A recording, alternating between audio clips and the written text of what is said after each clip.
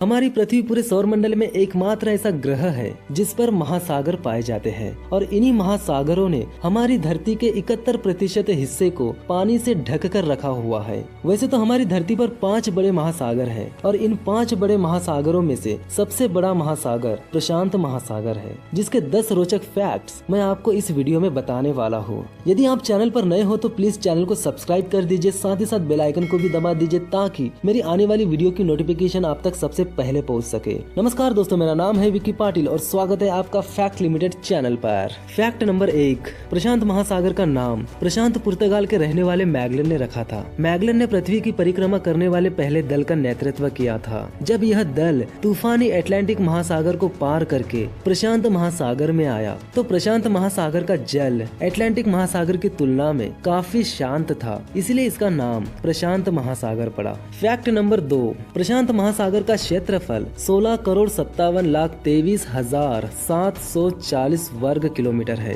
अर्थात इसका क्षेत्रफल अटलांटिक महासागर के 2 गुना से भी अधिक है। यह पृथ्वी के संपूर्ण क्षेत्रफल के लगभग 32% और जल क्षेत्र के लगभग 46% भाग पर फैला हुआ है। फैक्ट नंबर 3, मारियाना ट्रेंच धरती की सबसे गहरी जगह। वहाँ समुद्र की गहराई 10,898 मीटर से 10,916 मीटर तक है, यानी करीब 11 किलोमीटर की गहराई। यदि हम मारियाना ट्रेंच की तुलना माउंट एवरेस्ट से करते हैं तो माउंट एवरेस्ट की ऊंचाई धरती की सतह से 8,848 मीटर है, जबकि मारियाना ट्रेंच की गहराई समुद्र सतह से 10,916 मीटर है, यानी माउंट एवरेस्ट से मारियाना ट्रेंच 2,068 मीटर ज्यादा गहरा है। और कमाल की बात यह है कि धरती की सबसे गहरी जगह मारियाना ट्रेंच कहीं और नहीं बल्कि प्रशांत महासागर में ही स्थित है। फैक्ट नंबर 4, प्रशांत महासागर इतना बड़ा महासागर है कि इस महासागर के अंदर भी कई प्रकार के सागर मौजूद है, जैसे बेरिंग सागर, ओखोटस्क सागर, जापान सागर, कोरल सागर, अराफुरा सागर, तस्मान सागर, पूर्वी चीन सागर एवं दक्षिणी चीन सागर। ये सभी सागर प्रशांत महासागर में ही पाए जाते हैं। फैक्ट नंबर 5, प्रशांत महासागर कई सारे समुद्री जीवों का घर है, जिनमें से कुछ समुद्री जीव ऐसे हैं जो पूरी दुनिया में केवल प्रशांत महासागर में ही पाए जाते हैं, जैसे कि किलर व्हेल। ये मछली सिर्फ और सिर्फ प्रशांत महासागर में ही पाई जाती है। सफेद डॉल्फिन भी सिर्फ प्रशांत महासागर में ही पाई जाती है, जो किलर व्हेल का